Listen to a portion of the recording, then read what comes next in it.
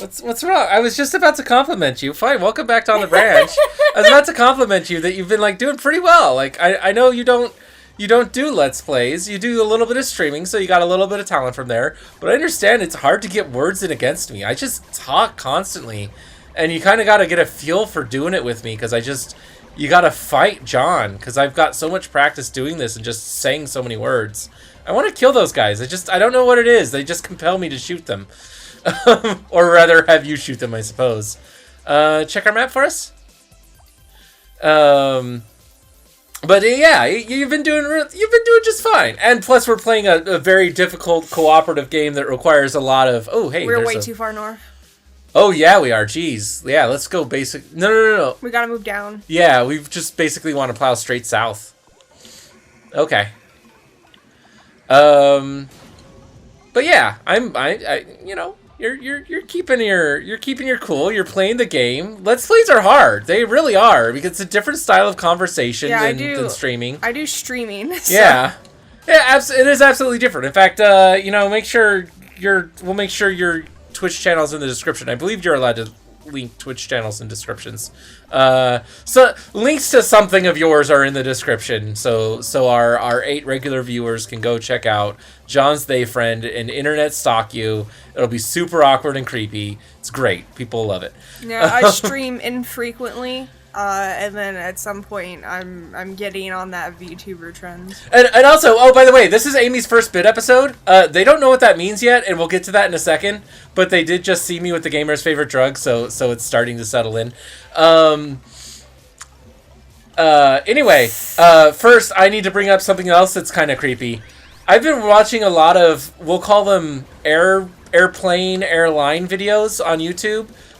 One of the channels is called Mini Air Crash Investigations, where they just talk about crashes and near misses of crashes for airplanes, and they just dissect and see what went wrong and how it could have been avoided and like what went right. What a good captain did, a good pilot did to salvage a situation, perhaps. Yeah, I didn't think that was going to work as well as we hoped it would. That worked pretty well. That cut through a lot. Can you get the bottom? Yeah. Anyway. Well, now I can't because got him good enough. Anyway, so yeah, and I've been watching other stuff, like Simple Flying is another channel that I see a lot. And so now the algorithm has figured out you like planes. And since the algorithm isn't very bright, it's just like, okay, let's give you videos that other people that watch planes like. So now I'm just getting bombarded with these compilations of airplane stewardesses closing doors, like the external door to the plane. And at first I was like, okay, I guess some of the doors look kind of cool. And I'm like, oh, these are all cute young steward. Oh my god, these are fetish videos. These are fetish videos on YouTube of steward, because they're like all like tiny girls really like putting their weight into it. I'm like, I kind of get it. Like, yeah, I see how it's hot. Like, it's I guess it's not like, I don't know how to put it. It doesn't tickle me in particular, but you know what I'm saying when I say I get it, right? Like, I understand it. It's not like I could appreciate it.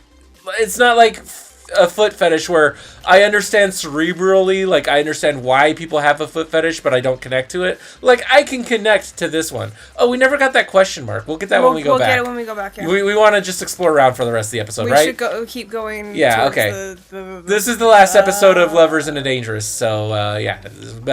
Super Metroid Zelda 3 randomizer. Oh, that's what's cool about this mode, is you can just ram these asteroids. Yeah, just be careful. Yeah, I'm gonna... Okay. Anyway, our little gumball can only take so much. Our little gumball.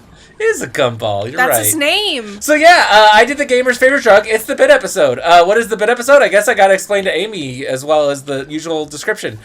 John the Branch does the gamer's favorite drug, which, I mean, I've been unemployed long enough. Everyone's figured it out by now. And then I explained something to the gamers. Now, I mean, the gamer's favorite drug, like, no, it's I can't just say it's weed, right? Because the standing explanation is it's use your imagination, because it could be a lot of things, right? Oh shit! Oh, that's what that do. Yeah, we need you to hurt those guys. I shouldn't just say it's because part of the fun was always like, insert your drug here. What do you like to do? Do you just like caffeine? Well, then John just drank a lot of caffeine, you know? So maybe I need to retract that statement. We're too lazy to edit it out, so. Anyway, John the Branch did your favorite drug, and he's going to explain something to you. I like to take user submitted, so don't be afraid to comment down below something you'd like John the Branch to explain. And it could be something weird. I love topics of space. This is Lovers in a Dangerous Space Time. You know, I'm always like, hey, ask me about something celestial to explain. Ask my opinion on what I think about life outside of the universe. Like, totally ask my opinion about the Hadean disaster, the Hadean extinction event. But that's not what I'm talking about now, because a couple weeks ago you asked me about something, and I started getting into a long-winded explanation, and I said, you know what? We're going to be playing this game in a week or two. And so now, Amy, I get to explain this to you. On the branch. While playing a co-op game. John, I need you to shoot things. It's very complex. John, I need you to shoot things. Well, in the middle of shooting things. I am shooting things with the engines. You're not doing nothing. I have the engine gun. You're not helping. I got us out of that situation. They're gonna fuck. Look at that. Countermeasures. John. Can we shoot that crystal thing? John. Structure? John. Yeah, I'm doing fine. Look, I'm driving and shooting. I'm the best at video games. I'm so good at video games. I'm Gosu Pro at this. Do you even know what Gosu Pro means? You don't. Anyway, that's not what I'm here to explain, though. I'm explaining railguns. The topic is know your railguns.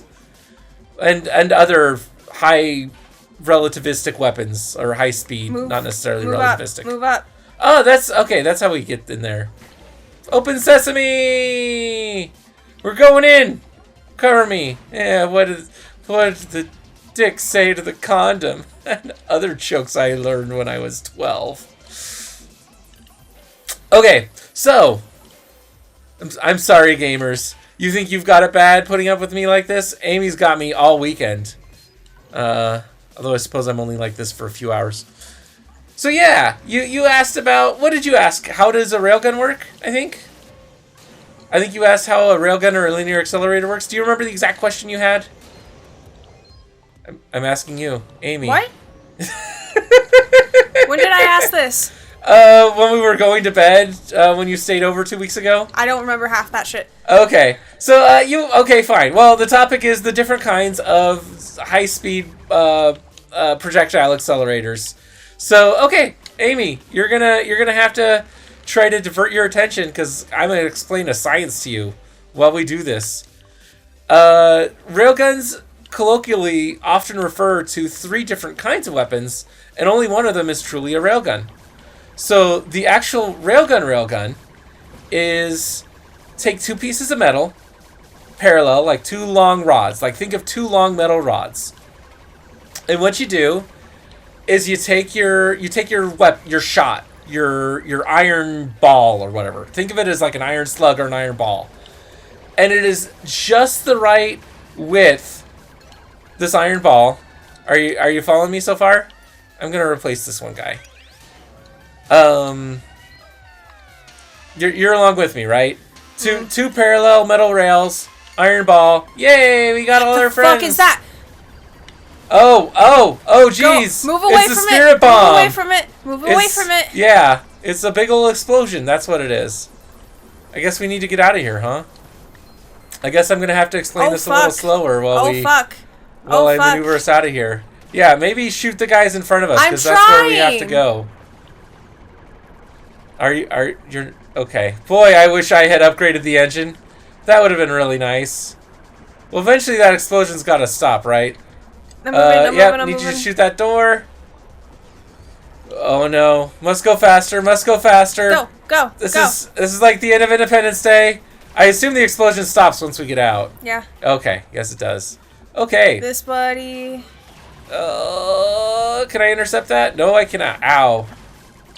Shoot these guys. I'm trying to. No, I'm talking to myself. I'm talking to myself. You're not shooting anybody. I have a gun. You're not The engine is also a gun. Fine, I'll get a stronger gun. It's called caltrops. You don't shoot them. You just lay them behind you. No, they shoot. They project. I'm going Laser. to Shoot better, laser.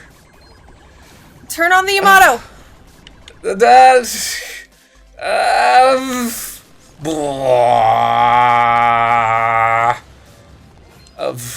Okay, so a railgun, 2 parallel rails. That's why railgun. And then your bullet is basically the exact same, like its diameter is the exact width of those 2 separated rails, such that when you shoot a ton of electricity between those rails, ooh, hey, there's life directly south of us. Let's go that way. Oh, wrong button. When you shoot directly between those rails, there's a magnetic pushing force. Because these rails are also electromagnetics, and your shot doesn't have to be. So, how to put this? The end of the rails are not running any power through them, right? Like when your bullet is at the start of this track of the 2 rails, like there's no electricity going through the end of the rails, right? Because it's not completing that part of the circuit. Right, Amy? Are you following that? I'm following. Okay. So, that means only what is behind the shot is magnetically pushing on the shot. Oh, yeah, the shot has to be magnetically charged opposite of whatever the rail is. And I forget how that's accomplished. But it's accomplished somehow. I forget exact... Oh, no. It's charged the same, so it's going to push against. It's going to repel. Naturally. Duh. So, yeah. As it follows along between these rails, completing the circuit, it now... it keeps getting pushed by that complete circuit. And it shoots really fast. And so the point of a railgun is to do that by creating as little heat as possible. Because, there's going to be a ton of friction however you do that. If you're actually making surface contact, you're making a ton of friction, you're heating this whole thing up and you're doing damage to it. If you're not making surface contact, you're making a huge electrical arc and making a ton of friction. So, either way, it's very... You're on the map. Yeah. This is you. Yeah. So I think we're going to go west in that cloud, and then we're going to go north. So yeah, either way, you're making a lot of heat. And so that's a traditional railgun by the original definition. What a lot of people think of as a railgun is actually a linear accelerator, a magnetic linear accelerator, which works kind of similar, but is a lot harder to build, but a lot more reliable and makes a lot less heat because it doesn't make contact. What it does is it just takes 2 big, long magnetic coils, 2 like wound coils, and it takes a series of electromagnetic magnets and just draws the shot along in a chamber. Careful. Now, the problem with that is it takes a lot more voltage. It's a lot more expensive to construct. But you can do things like you have a lot more fine control because you can control the speed that you're going through those coils, either because it's just a staged series of coils. It's not 1 coil, it's 1,000 coils, and you're powering them in series. Or you just have a way to... you have a lot of ways of accomplishing it. It's not important. The point is, you have 2 series of magnetic coils in parallel, and they just drag the shot along magnetically until they exit a chamber. I switched it. Yay! Oh, yay! Oh, do I shoot? Am I shooting with the engine? Yes. Yeah, it's charging up and then shooting. Yeah, I switched it. That's kind of neat. I put a beam gem on it. Yay! That's neat. Well, it's Watch too bad. the planets. It's too bad the episode's ending. And then the other thing, not commonly referred to as a railgun, but it gets lumped in a lot, is a plasma particle cannon. We need to go. Get in that heart, buddy. And a plasma particle cannon, it's kind of like a laser. It super excites a bunch of plasma, and it's like a gun. It just says, okay, we're going to close up one side of this, and we're going to let a bunch of tiny little plasma particles, like a shotgun, just get shot super fast. And so they're these super hot, super fast. But and they go a lot faster. So like railguns, linear accelerators, like if you're using them as a weapon, they're going 10 kilometers a second. That's how fast they're shooting. You do a plasma particle cannon, they're going 10% of the speed of light. I mean, sometimes they're going 1% of the speed of light. They're going super fast. Anyway, yeah, okay, that's Shelves Know Your Railguns. That's the end of the episode. I gotta tell you something. What? I wasn't paying attention at all during that. That's okay. I'm just gonna make you watch this episode. Good luck. Next time on the branch, more SMZ3RO.